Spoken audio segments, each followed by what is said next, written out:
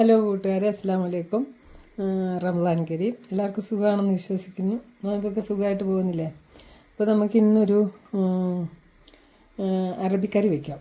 അതായത് ഇത് ആട്ടിറച്ചി ഇട്ടിട്ട് വെണ്ടയ്ക്കായും കിഴങ്ങും ഒക്കെ ഇട്ട് വെക്കുന്നൊരു കറിയാണ് കേട്ടോ. സ്പെഷ്യൽ കറിയാണ്. അപ്പം ആദ്യം നമുക്കതിലേക്ക് സൺഫ്ലവർ ഓയിലാണ് വെച്ചിരിക്കുന്നത്. അതിലേക്ക് നമുക്ക് ഇഞ്ചിയും വെളുത്തുള്ളിയും കൂടെ നന്നായിട്ട് ചതച്ചതാട്ടോ. ഇത് നമുക്ക് അതിലേക്ക് ഇട്ട് കൊടുക്കാം.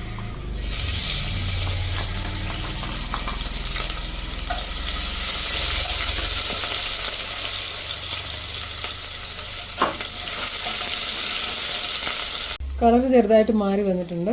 നമുക്ക് ഇതിനകത്തേക്ക് ഒരു മീഡിയം സൈസ് സബോള ചെറുതായിട്ട് അരിഞ്ഞത് 2 എണ്ണം ഉണ്ട് കേട്ടോ. അതും 2-3 പച്ചമുളക് കീറിയതും കൂടെ ഇട്ട് കൊടുക്കാം. ഇതൊന്ന് മൂത്ത് വരുന്ന വരെ നമുക്ക് ഇളക്കിയെടുക്കാം. നേരെ ഈ ഉള്ളി നന്നായിട്ടൊന്ന് വഴന്ന് വന്നിട്ടുണ്ട്. അതിലേക്ക് നമുക്ക് ശകലം മഞ്ഞൾപ്പൊടി ഇട്ട് കൊടുക്കാം. ഒരു 2 സ്പൂണിന് മുളക് പൊടി ഇട്ട് കൊടുക്കാം. അല്പം ഗരം മസാല ഇട്ട് കൊടുക്കുക. ശകലം മതി കേട്ടോ.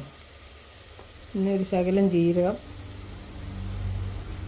അല്പം കുരുമുളക്, ഇത്രയും മതി.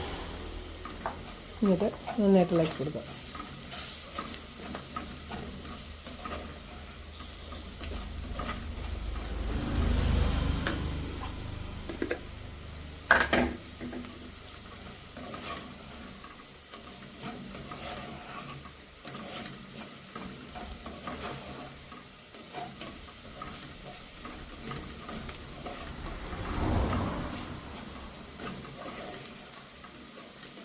ഇനി ഇതിലേക്ക് ഒഴിക്കാൻ വേണ്ടിയിട്ടൊരു മീഡിയം സൈസ് 2 തക്കാളി നന്നായിട്ട് അരച്ചതാണ് കേട്ടോ.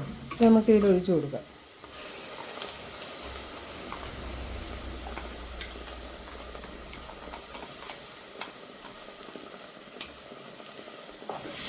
നമുക്ക് ഇവിടെ വയ്ക്കുമ്പം ഈ തക്കാളി അരച്ചൊഴിക്കൽ മാത്രമേ നടക്കുകയുള്ളൂ, വേറെ ഒന്നും ചെയ്യാൻ പറ്റില്ല.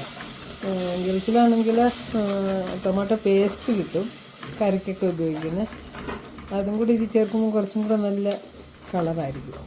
നമുക്കത് കിട്ടാനില്ലാത്തതുകൊണ്ട് ഇതിന് മുളക് അധികം ഒരുപാട് മുളക് പൊടിയൊന്നും ഇടാൻ പറ്റത്തില്ല.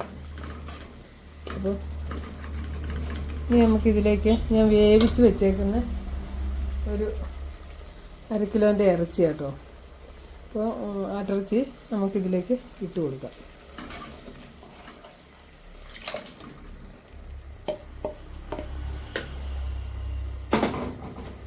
കൂടെ നന്നായിട്ട് ഇളക്കി വിട്ടിട്ട്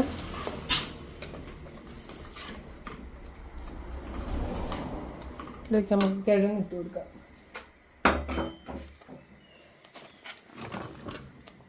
കൂടി ഇട്ട് നന്നായിട്ട് ഇളക്കി വിട്ടിട്ടുണ്ട്. ചെറിയ തീയിൽ കിടന്ന് വേകട്ടെ. നമുക്ക് കുറച്ച് വെള്ളം ഒഴിച്ചു കൊടുക്കാം. നമുക്ക് ഈ വെണ്ടയ്ക്ക ചെറുതായിട്ടൊന്ന് വഴുത്തിയിട്ട് ഇട്ട് കൊടുക്കാം. സാധാരണ ഇത് വഴുത്താറില്ല. ഗൾഫിലൊക്കെയാണ് ഇത് ഇത്രേ കാണുകയുള്ളൂ വെണ്ടയ്ക്കയുടെ വലിപ്പം. കുഞ്ഞ് വെണ്ടയ്ക്കയായിരിക്കും. ഈ ഒരു വലിപ്പത്തിലായിരിക്കും വെണ്ടയ്ക്ക. അതാ വിരിഞ്ഞ് ഒരു 2, 3, 4 ദിവസമൊക്കെ കഴിയുമ്പം അതിൻ്റെ ചുവടോടെ കണ്ടിച്ചിട്ട് ആ ചുവട് ഇങ്ങനെ മാത്രമേ കണ്ടിക്കുള്ളൂ. അതിൻ്റെ തുമ്പ് കണ്ടിച്ചും കളയത്തില്ല. അങ്ങനെയായിരിക്കും അവിടെ എടുക്കുന്നത്. അപ്പോൾ അവിടെ വഴുത്തേണ്ട ആവശ്യം വരുന്നില്ല. നമുക്കിവിടെ ഇച്ചിരി വഴുത്തിയിട്ടില്ലെങ്കിൽ കുറച്ച് കൂടുതൽ വഴുവഴുപ്പുണ്ടാവും.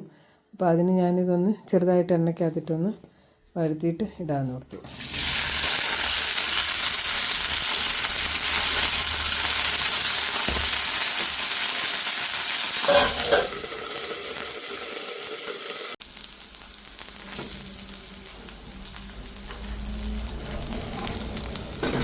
ഇത് നമുക്ക് വെണ്ടയ്ക്ക വഴുത്തിയത് ഇതിലേക്ക് ഇട്ട് കൊടുക്കാം.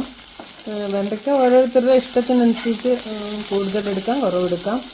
അത് ഓരോരുത്തരുടെ ചോയ്സ് അനുസരിച്ച് എടുക്കാം. വെണ്ടയ്ക്ക ഇഷ്ടമുള്ളവർ കാണുമല്ലോ. അപ്പോൾ ഇതിനെ ഈ കറിക്കകത്തിട്ട് ഇങ്ങനെ എടുത്ത് കഴിക്കാൻ നല്ലൊരു രസവും കേട്ടോ.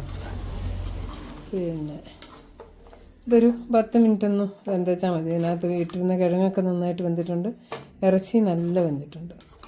ഈ ഒരു ലുക്കിലായിരിക്കും ഈ സംഭവം ഇരിക്കണം. അപ്പം ഇതിനകത്ത് നമ്മൾ കറിവേപ്പില അങ്ങനെയുള്ള സംഭവങ്ങളൊന്നും ഇടത്തില്ല കേട്ടോ. മല്ലിയില അങ്ങനെയൊന്നും ഇടുകയില്ല.